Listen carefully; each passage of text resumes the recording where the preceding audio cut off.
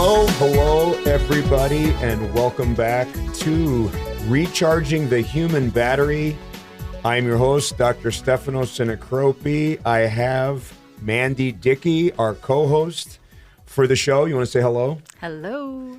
And we are on AM 950 radio, and we could not be more excited to try to help you, your families, and anybody else you know navigate through this crazy, crazy maze of healthcare, wellness, well-being, and everything that could make you guys lead better and more enjoyable lives. So could not be happier today to have my co-host Mandi with us today. She is going to be really talking everything brain health with us on this episode.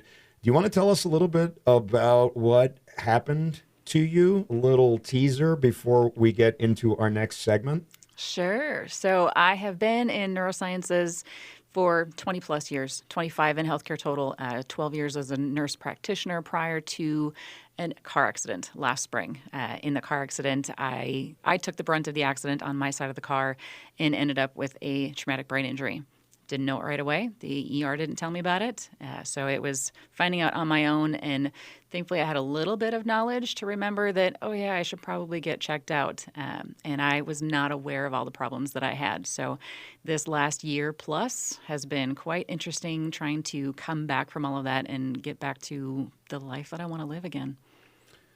Well, you know, you've got quite the story. Let's not spoil it. We're going to get into some of that later on and how you saw it, you know, help and care. Now, the crazy thing is that you can't script it any different. Like, how does the nurse practitioner who is the brain expert, who has their own amazing brain health podcast, end up having an injury and have to almost self-diagnose and then have to have a long road back to health? It's such an amazing story. I'm so thankful that you're here with me co-hosting this show. And it is just crazy. I mean, isn't it wild? The irony of it has never been lost on me this whole time. It's, bizarre. And, you know, your frustrations that you've had to go through, just kind of banging your head, you know, on the wall, trying to get help as an expert in the field. And that's what I want everyone to get. I'm sitting across from somebody who is an expert in brain health, brain care. She has taken care of so many seriously injured people, non-seriously injured, traumatic brain injuries, all kinds of stuff, has her own podcast. And then you get the same thing and you're trying to seek help and you have a lot of knowledge on seeking help, but yet it's hard to find help because it's a maze, even for us when we get, and I can tell you countless stories about other providers that I know, doctors even, they're experts in their field, then they have their own injury, and then they have a hard time navigating the system themselves. And when they're on the other side, boy, doesn't it change your perspective and just make you actually a better, you know, nurse practitioner or, you know, whatever other people might be. Yeah, I thought I knew everything that there was to know about treating people that had brain injuries and such. But being on the other end of it, it's a very eye-opening experience knowing more of the battles that people go through, the symptoms that they have that I didn't know about. I wasn't taught about in school, wasn't taught from the preceptors that I had. And just learning more about it now it's a learning experience I didn't really want to have, but now that I've had it, I feel like I have to do something with it. You know, and that's great. And I could not be more excited about diving in, you know, further here. And I think all of you listening right now, you're going to want to hang on and listen to her story, listen to how hard it is for an expert to navigate their way through the system. So if you think, you know, it's easy for us to navigate through, it's not, because that's how complicated it is. And that's what recharging the human battery on 950 AM radio is all about. So stay tuned for the next segment where we're going to try to educate you guys on the epidemic of concussion, how to try to seek care, and what's really out there to get you back on the road to health and wellness.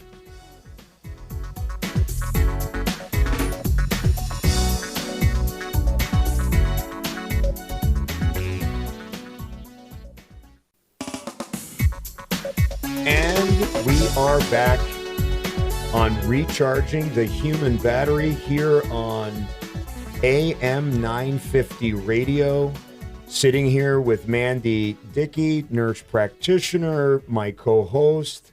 So excited about this episode. First one we're doing together, but you're going to see a lot of her on this show. And we were just saying we think alike. We kind of are both frustrated with what we're seeing out here. And I just love, she just has such a different perspective, which is a breath of fresh air. And because she's been on the other side, she knows a thing or two. So I'd really listen up here, especially if you or your loved ones have experienced concussion, because it is something that is absolutely an epidemic. And unfortunately, we haven't put enough dollars and resources into concussion awareness and concussion treatment. And because of that, decades have passed and the progress has been slow. Now, I'm not saying there has been no progress, and there's some really, really interesting stuff coming down the pipeline and already here. But the progress has been much slower than it has been for drug development and devices and things of that nature. Because frankly, for a lot of these chronic conditions, where's the money? Where's the money coming from? But I say we need to spend dollars because the level of disability and dysfunction that can occur from having a concussion, personally, it takes a personal toll, it takes a toll on families, but it takes a societal toll. So when we speak to Congress and we speak to people that are making, policy and making policy changes that affect how we treat concussions and what's available for people, we really have to just hit them on the societal side and what the burden is, because just telling them, oh, you know what, I have this person that I know that has a concussion that's struggling. I mean, you talk about falling on deaf ears, but when we say our society with our chronic disease burden is going to collapse, those are buzzwords that, sometimes, make things, come out. So before we really dive in with Mandi, I just want to talk a little bit about some of the alarming statistics that are out there. And I'm sure most of you are not aware of this, because honestly, as a physician, I was not even aware of how bad this can be. Now, right, we have 300 million people plus in our society here in the United States, right? And you look at North America, obviously a lot bigger. It's estimated 1.5 to 3.6 million concussions a year. That's insane, okay?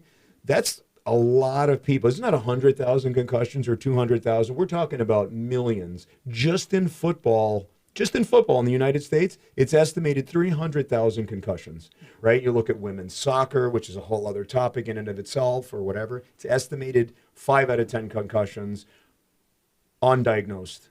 Okay, and I know this from my own practice. Now that I see a lot of motor vehicle accidents, I ask them about concussions, concussion questionnaires, things like that. It's crazy. 3 years later, 5 years later, and after that, there's a lot of stigma with concussion, right? People don't want people to know that they're having these symptoms, because then they can't go back to play. Or if they're having some of this, they don't maybe want to tell their employer, because if their employer knows they're struggling with concussion, right, the next layoff round, they might be in it. And so many times they don't know. And it's also an awareness thing. Not only are patients not aware that these are concussion symptoms, they think it's just normal. Oh, I'm just forgetful. Oh, I'm just having sleepless nights. Oh, I'm having nightmares. Whatever it might be. I can't think straight. I'm not right. I'm not sharp. I used to do crossword puzzles and I was amazing, and now I can't come up with 3 words. They just think, I'm not eating well. I'm not doing stuff. No, a lot of times it's concussion and it's not diagnosed, and it's a major, major problem. But before I get to Mandi, unfortunately, many in the sporting community and in the medical community are not at the top of the list of people that are educating themselves on finding concussions. And they need to be, right? So coaches, athletic trainers, athletic directors, and all the way up. And then absolutely all providers, whether you're in the emergency room, in urgent care, whatever you are. You'd be an endocrinologist, for God's sake. You need to understand, because people come in for endocrine disorders, right? They might have fatigue, they might have something. What if concussion's part of it, right? And people are not aware of how PTSD plays into the concussion role, post-traumatic stress disorder, and there is a blend that's very complicated, and we're going to try to dissect some of that, maybe not on today's show, because that's a whole other show in and of itself, but a lot of people that have concussion also have a PTSD, and that all plays into not being able to recover from this. And as you can see, I'm fired up, not because I want people to have, I'm just fired up about the concept of concussion and the fact that, man, it's Pandora's box. We know so little about it still. We're going to talk about some of the mechanisms and try to elucidate that and try to do this and that on this program. But concussion is so unknown. We need to spend more on it. We need to do better. So on that note, I'm going to just ask Mandi, who is an expert on concussion, to just tell us her story, where she sought care, and where she really was frustrated in seeking care for her concussion. Yeah, I have so many more details that I can add to that too that I'll bring back later. So my own experience, I was in a car accident last April of 2023. And funny thing was I had just seen brain surgery that afternoon. Super excited to train in at my new position, and went from seeing brain surgery at the top of my career. This is something I'd wanted to do for 24 years to less than 5 hours later, I was in a car accident, and almost all of my medical knowledge was gone from there on. And it was really frustrating at first because I didn't realize what problems that I had. So we went to the emergency room. They checked me out, found some soft tissue injuries, nothing major, no blood on the brain. So they said nothing, no mention of concussion whatsoever. And a couple days went by. I had a really bad headache. I reached out to one of the neurologists that I had known and worked with for many years, and said, I think I might have gotten a little bit of concussion. Do you think you might be able to check me out? And he worked me in on one of his lunch breaks that week and found that I had troubles with my eyes. They weren't tracking together. My balance was considerably off. And he just looked at me and said, "Were you aware of this?" And I said, "Nope." I had no idea. I was not aware of my disabilities at that point at all. And I kept getting frustrated by one appointment after another because I kept thinking it was just keeping me from getting back to work. And I had no idea how bad my problems actually were. I had significant issues with my memory. I was sleeping 18 hours a day and I was not getting enough sleep. Cognition just was not there. And I went to one appointment after another: neurology, neurooptometry, physical therapy, occupational therapy. The list kept going on, and wasn't finding any real help. 6 months later, I still wasn't doing any big improvement that I could see. We had tried a couple medications during that time frame. They made no difference, just caused some side effects. And then along came Hypercharge. And that's where I found the first step toward healing. Literally the first day that I sat in that chair, I felt my headache going away. I felt my brain starting to clear up a little bit. I pulled up my phone and I was starting to look at all the research behind all the modalities that we were using there. And it was amazing to be able to see. I couldn't read the articles, but I could see the titles. And I thought, there's actually research to back this up to what we're doing. And it was phenomenal. And I walked away feeling so much better, thinking, you know what, if this was placebo, great, because I needed this. But I never went back to what I was the day before that. And it all just kept improving. You mentioned the PTSD. That was huge for me. And the next step in my recovery was getting treatment for the PTSD. So I was seeing these little, I always said baby steps of improvement initially. And then it turned into toddler steps because it was going a little bit faster. And then we added the treatment for the PTSD with EMDR therapy. And that was the next step of phenomenal. And it's just been one thing after another adding to it. I can't say any one treatment helped me, but it was adding everything that needed to be there and just uncovering the layers. I kind of called myself an onion for a while. We were peeling back the layers, and as we did that, we found more issues to have to deal with. Lots to unpack there. I want to start from the beginning because I think this is a good way for our listeners to really get an understanding of the path that people take with concussion and maybe help them to take a different path to be aware, to do things like that. So the first thing I'm going to ask you, because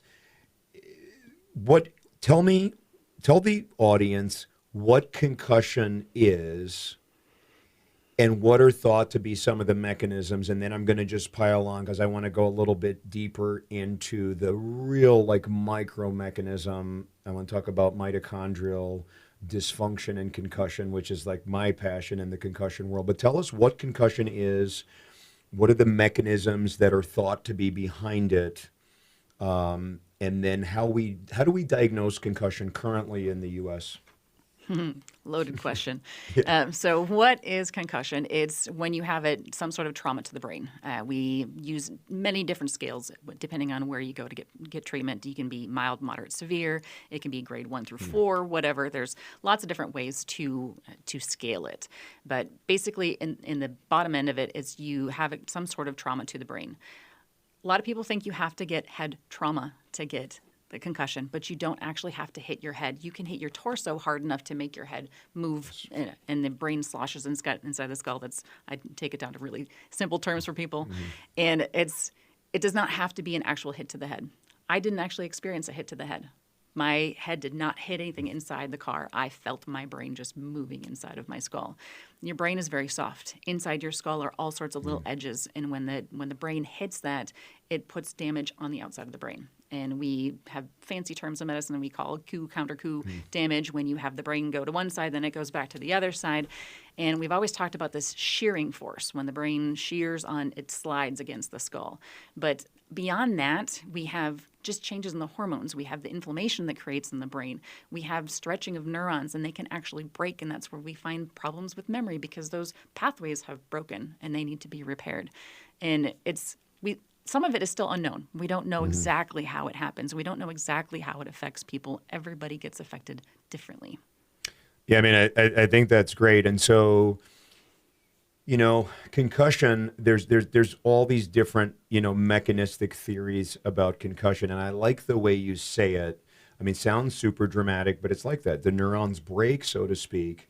And it's very interesting because if you take it down to the real micro level, because I think that that's where the exciting part of some of these biohacks to target, what happens is not only do you get shearing forces across the neurons, but the mitochondria themselves within those neurons, and I will say that mitochondria, their density is the highest in neurons. Again, for those of you that didn't listen to the previous show, mitochondria, they're powerhouses of the cell. They're the electric powerhouse of the cell. Mitochondria were originally thought to be another bacterial species that were actually swallowed by cells, and these two combined to make what you see living day organisms, right? And so mitochondria actually have their own DNA. They have their own DNA, and that DNA, that produces RNA, produces proteins, whatever, but that DNA sends a message to the cells themselves. It tells the cells what to do. It's fascinating. So mitochondria, not only do they produce energy to the cell and are the powerhouse of the cell, but they also send a telegram to the nucleus of the cell, which is the brain of the cell, talking about brain, right? The brain of the cell, and it tells the cell, hey, get better, get well, don't die. You need to work this way. It is so fascinating until I went back to my basic science stuff to really dig deep into these, diseases. And today we're happen to talk about concussion, but boy, we're going to dive into everything, all kinds of chronic disease. It's crazy how it goes down to the mitochondrial health part of it. But think about the mitochondrial shear. When you shear mitochondria, the outer wall of the mitochondria, it's the key. That helps to produce the ATP. When that gets sheared, what happens is there's these pumps out there, okay? What happens through one of these pumps, calcium comes crashing into the cell, right? So you could just imagine you have a tiny hole, you stretch it open, and outside of that is a bath filled with a bunch of calcium. Calcium comes pouring in, and too much calcium causes damage. Now you have sick mitochondria, and do that across trillions, right? You have trillions of sick mitochondria. That then leads to the dysfunction. If you have unhealthy mitochondria within the neurons, right, then your neurons don't work well. So even if your neurons are not sheared and dead, they're not working well because your mitochondria is not working well. So one of the things we're going to talk a lot about on this show, not necessarily today, is how targeting your mitochondrial health in the brain can improve. Now, there's a lot of ways to target your mitochondrial health, but one of the things that Mandi experienced was transcranial light therapy utilizing photobiomodulation in the near infrared range. And that has been clearly shown through the work done specifically at Harvard, but through others. I'm going to credit them because they did a randomized controlled study, clearly showed brain healing by shining a light on the brain. How in the world are my colleagues not so excited about it that they're just having trouble even putting their clothes on from exciting? They should be shaking in excitement about what we can do with light. Whole other topic we're going to talk about. Can you talk about your experience with the transcranial photobiomodulation as one of the modalities that you had? Because I want to get into a lot of the other things on concussion. Yeah. So when we started the transcranial therapy in October, as I mentioned, that first day I left feeling amazing. My headache was already reduced. My thinking was already starting to improve. Prior to that point, I couldn't put together sentences very well. My brain would shut off in the middle of a sentence. I couldn't come up with words. I was having significant word finding issues, substituting the wrong words. And day one, I could put together a sentence. I could call my friends and tell them what I did in clinic that day, and I remembered what I did from what I did in clinic to calling them. And that hadn't happened in 6 months. It was insane. Oddly enough, about a month or so before this, I had had a qualitative EEG done that looked at my brain waves, and my beta waves were significantly low throughout my whole brain, which beta waves correspond with poor mitochondrial health, poor concentration, poor thought process. I had it all.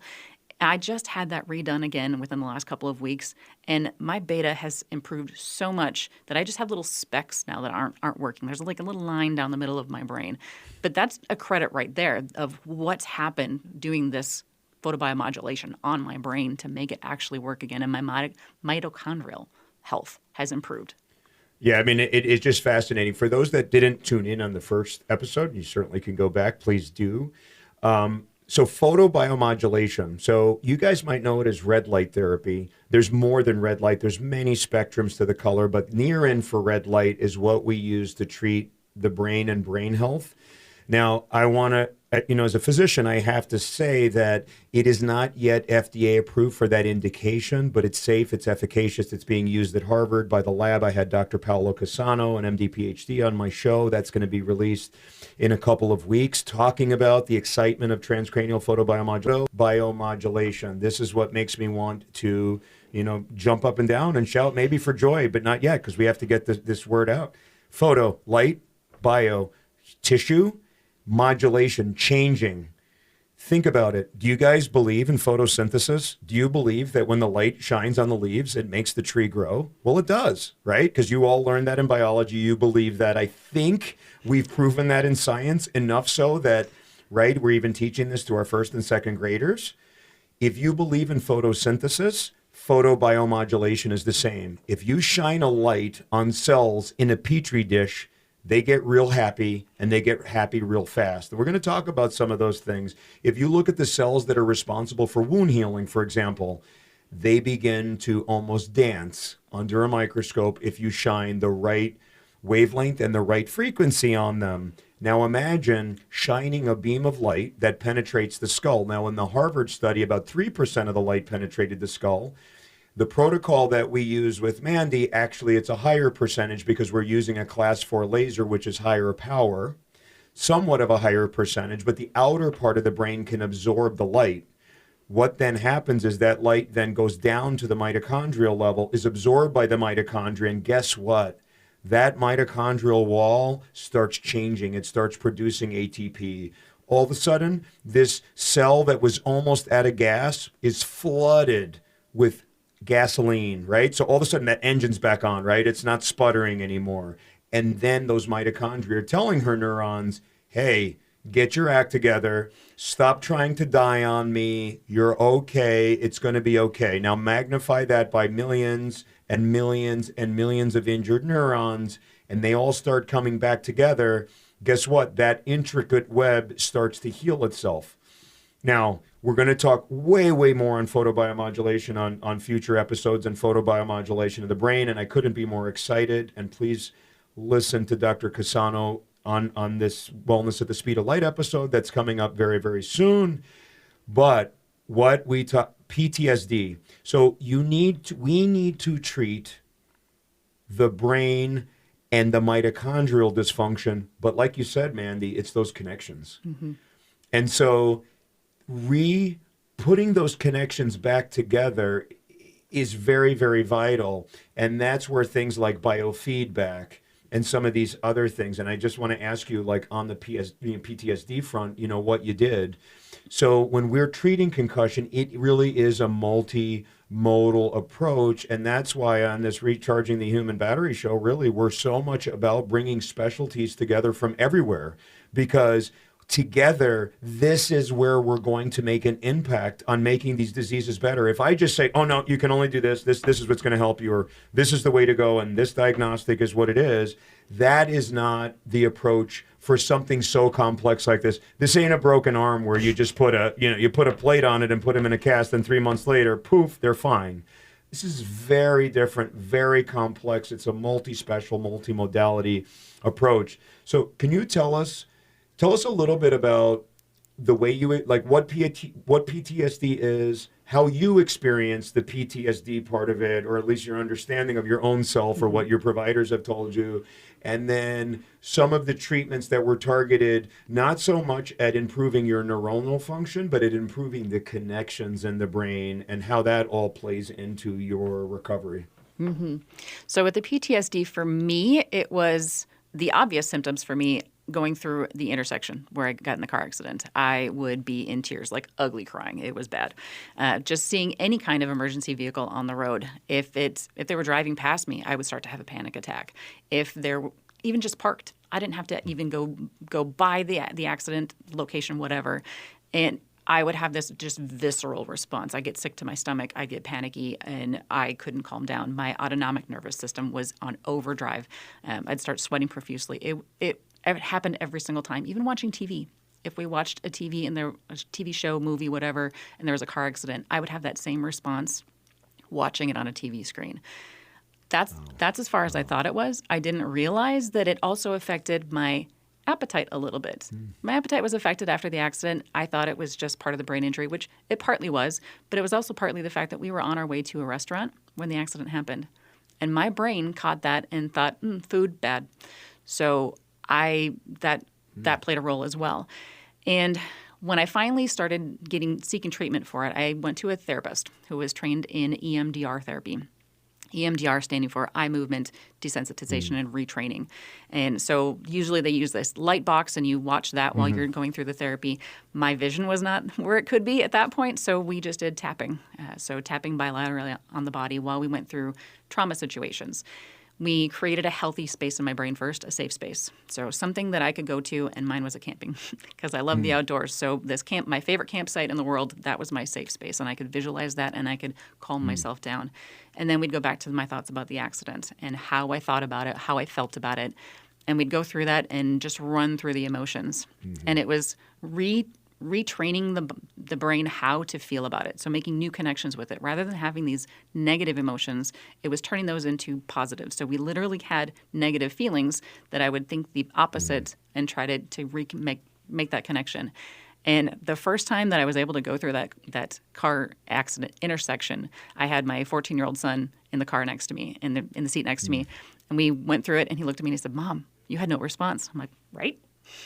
It was amazing. I was almost in tears, for happy tears, because I could go through there and not have a panic attack anymore. I think that's great. I love what you talk about is sort of the emotions that you have tied to this.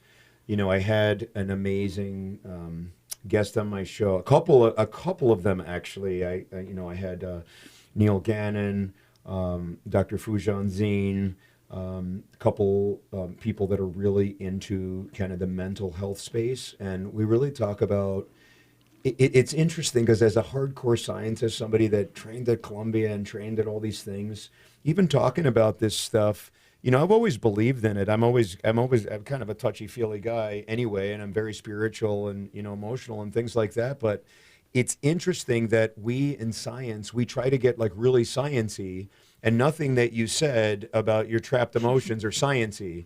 And the truth is, if people don't deal with those, because some people what you have an acute PTSD because of the intersection and everything that happened, but there are so many people out there that have trapped emotions from somebody calling them a name when they were in 6th grade. They've never gotten over it. They don't think about it. They haven't even thought about it. But until they seek the appropriate care, they just can't get anywhere in life. They have that block. They procrastinate. They can't follow diets. They whatever it might be. They have trouble in relationships. You know, for those of you that are listening to this, yes, we're going to talk about a lot of hardcore science, but some of this, interestingly, doesn't sound like hardcore science. But when you treat people utilizing these techniques, they improve. And they improve. It's just crazy. They get better physically, they get better mentally, but they literally start expressing different genes. And that's that whole concept of epigenetics. And a lot of what we're going to talk on here on Recharging the Human Battery is how your lifestyle choices, or everything you do, everything you put in your body, every thought you have in your head, everything is going to change the way your genes are expressed and can lead to things like cancer and Alzheimer's disease and all these other things. But yet, if you express the good genes, you're going to be a lot healthier and happier. So thanks for sharing that part of it, because sometimes as a medical community, and you know this as a nurse, and you've been there, right? We do hardcore, hardcore stuff in these trauma hospitals, and we're just dealing with the science. It's hard to talk about, right? I mean, think about a couple of, surgeons, and I've done this with surgeons, like, we're sitting around talking about trapped emotions, and people are like, wow, these guys, you guys on something? You're doing something different? It's just different. So I really want to ask you, because I think it's really helpful for our listeners. What was the most frustrating part about your journey in general before you found the right help? Like, when you were in that seat of the patient, when were you, like, just tell me about like your worst day where you just couldn't deal anymore with what was being offered.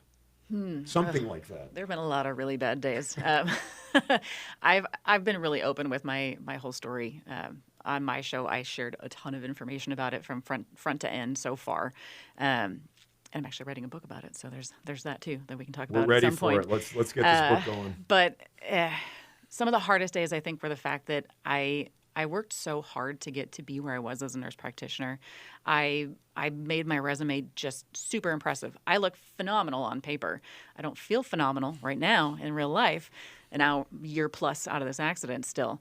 But I think that's been the hardest thing, is not being able to be the thing that I worked so hard to be. I didn't realize that I tied myself to my title so much before. I thought, oh, nurse practitioner is just part of what I am. That's not who I am. But when I couldn't do it, that it took away a huge part of me. Like, I didn't feel like who am I now? I don't know. If I can't get back to that, who am I now?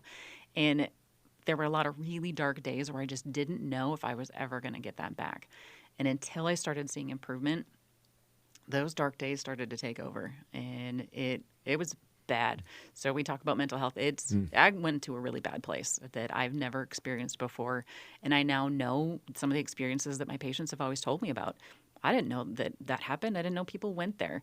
I had thoughts go through my head I've never had in my life. And it's hard to think about it. It's hard to talk about it, but it's become easier because if it can help one more person, then it's worth sharing the story.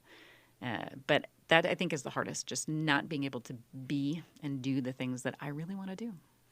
And I think that's good. I'm glad you've come so far. Look at what we're doing right now. I mean, you're writing a book, you're doing these other things, and I think that that's fabulous. I do want to make our listeners, so May in our country's mental health awareness month. And so at least we have a month dedicated to that, but it is so important, something I've tried to call out through social media, through bringing on different, guests on my show and things like that, how important the mental health aspect is, because we really have to look at the totality of people and patients and things like that. And one of the things that we need to do as a medical community is really understand that when people are trying to share their stories with you, oftentimes it is a cry for help.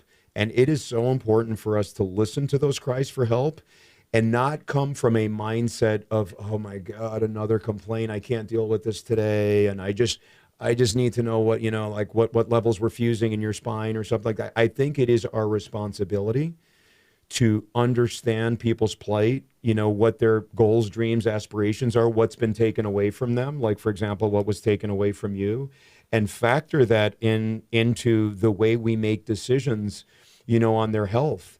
Not to mention really factor it into how are medication managements that are being done and other things factoring into making potentially the mental health crisis worth it. Were you on meds at all for these things? And how did that play into your brain fog?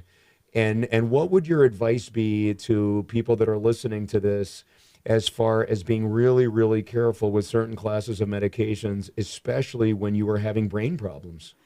Yeah, they've tried me on multiple different antidepressants, which at one point I told one of my providers, you can't really medicate away the financial issues that I have from not having my job. So that might be one thing that we struggle with.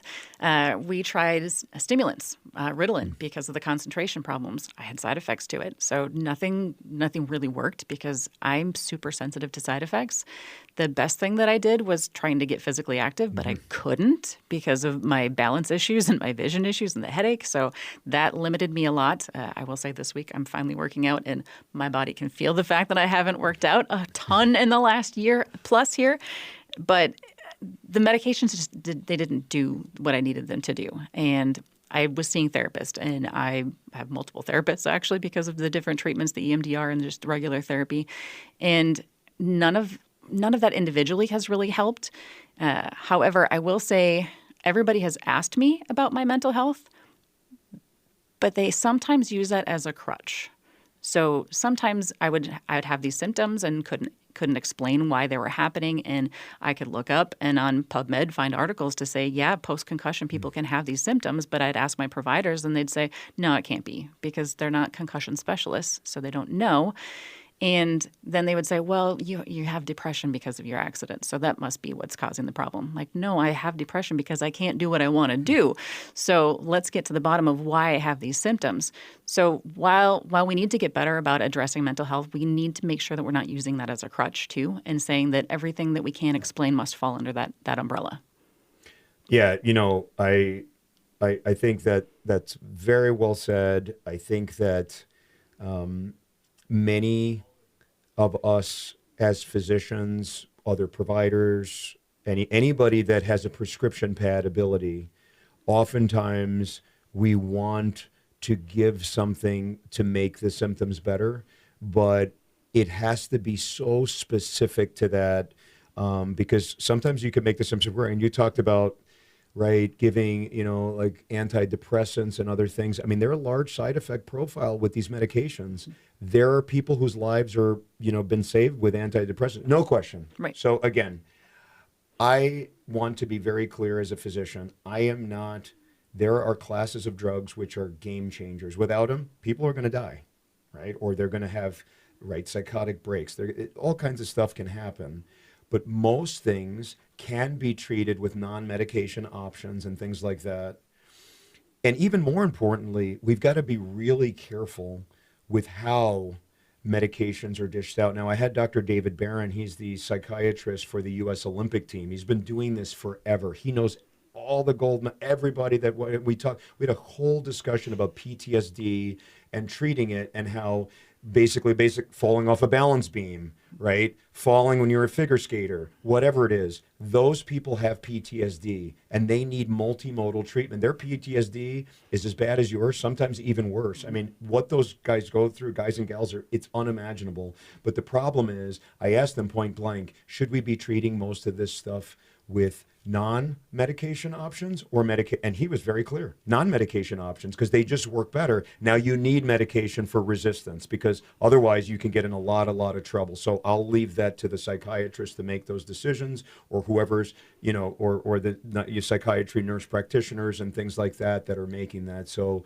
we're going to talk a lot about on the show about where medications are great and where maybe there are way more options that have not been explored. One of the things we're going to talk a lot about and you're going to be, my co-host certainly on that show, is when we talk about, perimenopausal symptoms and menopause, and misdiagnosing it as just straight depression and treating it as depression is not good.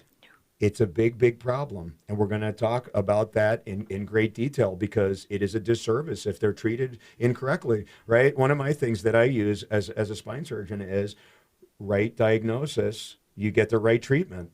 If you have the wrong diagnosis, you don't even know what you're treating. You're just throwing it out there. And that's what we do a lot in medicine.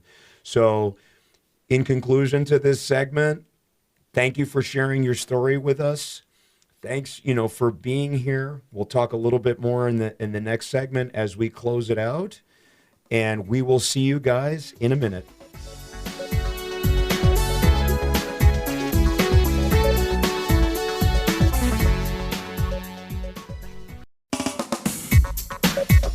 And we're back, recharging the human battery on AM 950 radio. We're here with Mandi Dickey. What a story. What an amazing recovery. And we just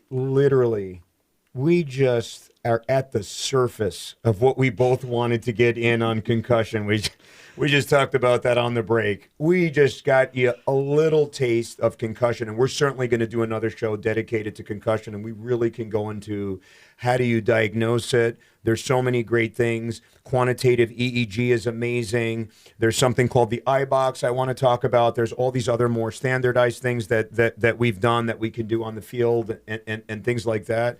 Get deep into the treatment of traumatic brain injury and concussion. Bring on experts on PTSD and how we treat that. And boy, did I have to cut myself off on inappropriate use of medications or using them in the wrong setting. Again, the medications, they're fine. A lot of them are fine. They have a lot of side effects, but in some situations, they're absolutely required. But using it, like we talked about in menopause, the wrong way and things like that can really set people, down the wrong path.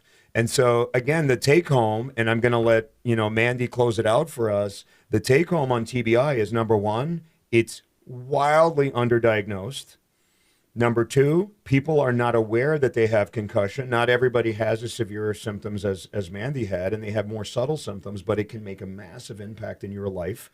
So think about whether you have forgetfulness or major changes in sleep pattern, or you just can't do those crosswords like we said, or you can only read the title and you can't read, the words below the title. Folks, that's a problem, okay? Get that checked out. And then talking about all the modalities that we can use to treat concussion, many of which are not known, one of which is photobiomodulation to the brain, but we haven't even talked about direct current stimulation. We haven't talked about electromagnetic stimulation, which is FDA approved and paid for by most insurances. I mean, there's so many things that we can do to help vestibular retraining, eye retraining, which she mentioned before. So in summary, this is a very complex topic. We can talk all day, but I'm going to let Mandi close it out here. Any closing thoughts? So much that I could say in so little time. I would direct people, if they want to hear more about my story, to my podcast, Brain Wellness, the podcast. I had a whole series about my experience and then led into a whole season on concussion. Well, wonderful.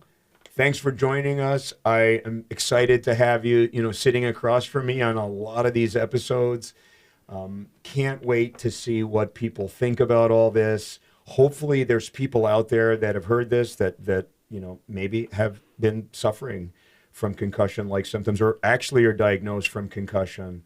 Please send us your questions. Let us know what you want to hear about. Tell us your experience and let us know if you want to come on the show. Because if you've had some kind of treatment and it has changed your life and it is some provider we've never heard of and it's some technique we've never heard of, I want to know about it because honestly, there's too much noise out there. There is, and even though I'm spending most of my time trying to cut through the noise, it's still difficult to figure out what's real and what's not. So thanks everybody for joining us on Recharging the Human Battery on AM 950 radio. We will see you next time. We'll be covering everything to make you guys better, to make you more well, and to make the world a better place. Have a wonderful day.